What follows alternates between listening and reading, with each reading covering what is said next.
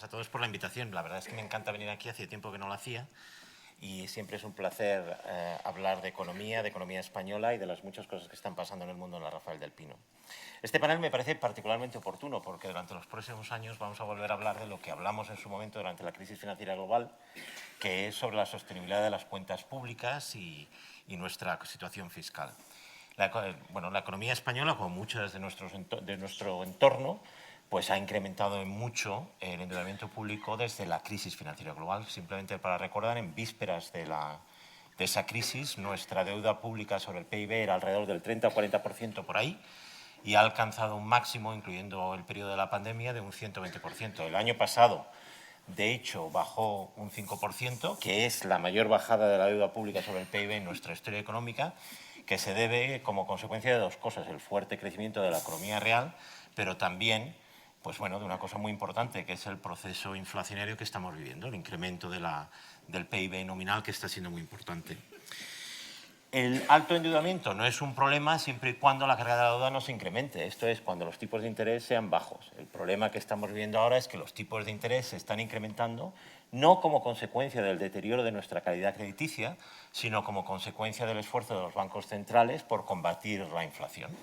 Esto genera problemas en términos de financiación de la deuda, que son más importantes dependiendo, por supuesto, de cuán altos sean los tipos de interés nominales, de cuánto sea la deuda de un país y cuán sostenido sean ese periodo de tipos de interés elevado y, por supuesto, de la estructura de vencimientos de la deuda, ¿no?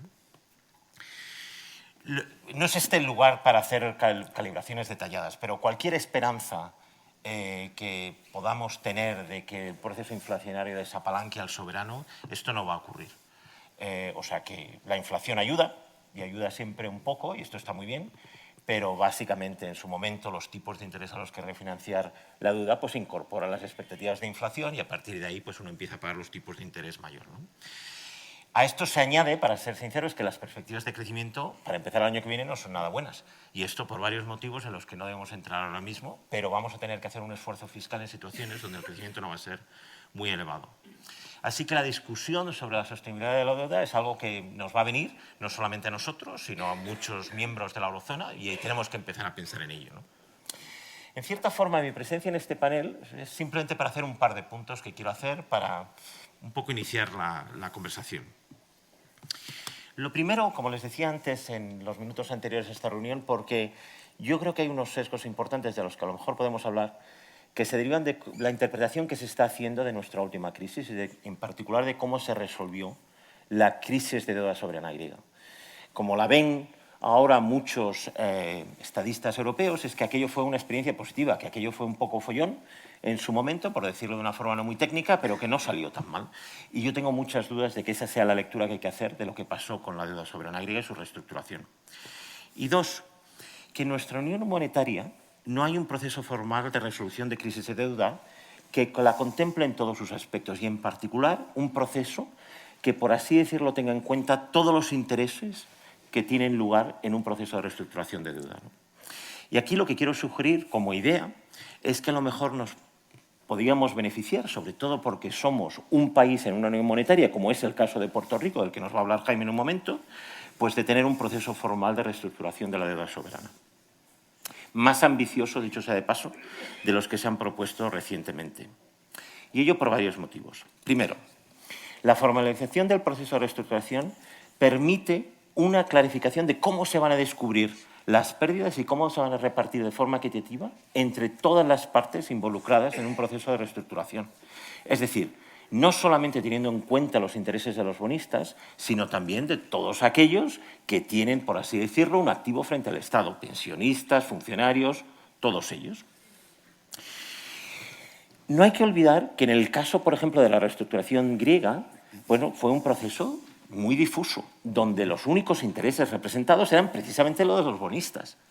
Y luego se encargaban las autoridades griegas de negociar con su propio electorado las quitas que iban a hacer precisamente a pensionistas, trabajadores, funcionarios, etcétera, etcétera. Yo sé que hay mucha gente de entre muchos funcionarios en Bruselas, aquí, que esa opacidad les gusta porque te da algo de flexibilidad. Si la cosa está un poco difusa, pues a lo mejor uno tiene más margen de maniobra ex post, por así decirlo, una vez que se producen los periodos de crisis de deuda soberana. Yo creo que esto va a ser muy diferente en la próxima crisis, y esto es algo de lo que podríamos comentar. Segundo, una formalización del proceso de reestructuración permite algo en un sistema económico como el nuestro, que es la justa valoración de la calidad crediticia de los distintos países miembros. El problema que tenemos en la Unión Europea, en la eurozona, es que, por así decirlo, hay un subsidio implícito que no permite la clarificación de la calidad crediticia del emisor. Y esto es gravísimo porque no da incentivos ni a los emisores ni a los operadores que compran los bonos de deuda soberana de los países miembros. ¿Por qué? Bueno, porque en el fondo hay un subsidio que no se sabe muy bien de dónde viene, que es lo que permite a los países endeudarse en exceso y a los operadores pensar que si hay algún problema, pues ya vendrá alguien a resolverlo ex post. Es cierto, vaya por delante, que hay episodios que parecen sugerir que efectivamente el mercado a veces no da una justa valoración de las distintas primas de riesgo de los países miembros de la eurozona. Pero es precisamente, esto ocurrió, dicho sea de paso, en los años anteriores a la crisis financiera, pero es precisamente porque había esa promesa implícita de rescate mediante diversos mecanismos, que es lo que hace que, por así decirlo, la prima a la que se financiaba España, que tenía una deuda del 30-40% sobre el PIB, fuera muy parecida a la prima a la que se financiaba Italia, que tenía lo que tuviese, un 100% de deuda sobre el PIB. Por cierto, de esto ya hay evidencia empírica de que al mercado le gusta la clarificación de las instituciones que van a permitir un proceso de resolución más formalizado. Si, por ejemplo, muchos de los bonos que se han emitido con cláusulas de acción colectiva negocian a precios inferiores que aquellos que no la tienen, a pesar de que parece que el riesgo crediticio es mayor. ¿Y por qué? Precisamente porque el hecho de que tengas una cláusula de acción colectiva clarifica cómo va a procederse a la resolución de la deuda correspondiente en caso de que haya un proceso de reestructuración. En general, siempre he pensado que hay algo extraño en cómo se piensa en este problema de reestructuración de deuda soberana. Si como la clarificación de las estructuras de renegociación fuesen a inducir la crisis que se pretende evitar, cuando es justamente lo contrario. Es la falta de claridad sobre el proceso que se iba a llegar en caso de suspensión lo que produjo el sobreendeudamiento de Puerto Rico y la disponibilidad de los bonistas a seguir comprando, porque pensaban que bueno, ya vendría alguien a rescatarles en su momento, ¿no? Y un último punto. Esta formalización bien hecha de un proceso de reestructuración puede además apoyarse, pues por así decirlo, en las incipientes estructuras federales que tenemos en la eurozona, que permiten, como bien sabemos todos aquellos que prestamos atención a cómo se produce la política económica nacional y cómo se le echa culpa a Bruselas de un montón de las cosas que tenemos que hacer sí o sí, permite apalancar las estructuras federales precisamente para incrementar el rango de posibles acuerdos a los que se puede llegar en un contexto de reestructuración europea. De reestructuración de deuda, perdón. Vaya por delante que el caso griego es muy peculiar, que efectivamente se consiguen hacer determinadas cosas, pero una cosa muy importante que se olvida es que las estructuras que tenemos ahora mismo de reestructuración de deuda soberana en Europa se concentran exclusivamente en el caso de los bonistas. Cuando se hace así como quiero yo que lo piensen, lo que se da es una prelación a los bonistas, a los tenedores de la deuda soberana, sobre los otros tenedores de pasivos del Estado. ¿De acuerdo? Esto es lo importante a entender. ¿Okay?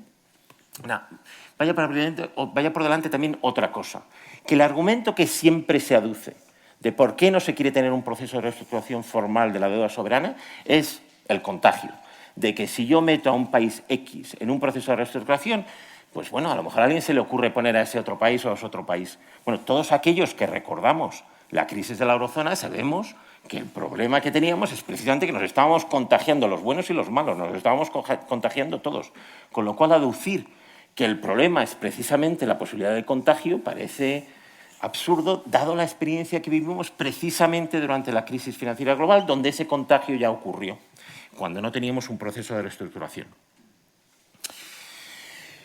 Por resumir, por tanto, básicamente lo que se propone es un proceso de reestructuración de deuda de la eurozona formal que contemple todos aquellos que tienen pasivos frente al Estado. El caso puertorriqueño es un caso interesantísimo precisamente porque es eso lo que se hace. Y yo creo que vamos a extraer muchísimas lecciones de ese caso en particular. Y luego tendremos la oportunidad de contestar muchas de las preguntas que surjan sobre este tema, que estoy convencido que son muchas. Venga, muchísimas gracias.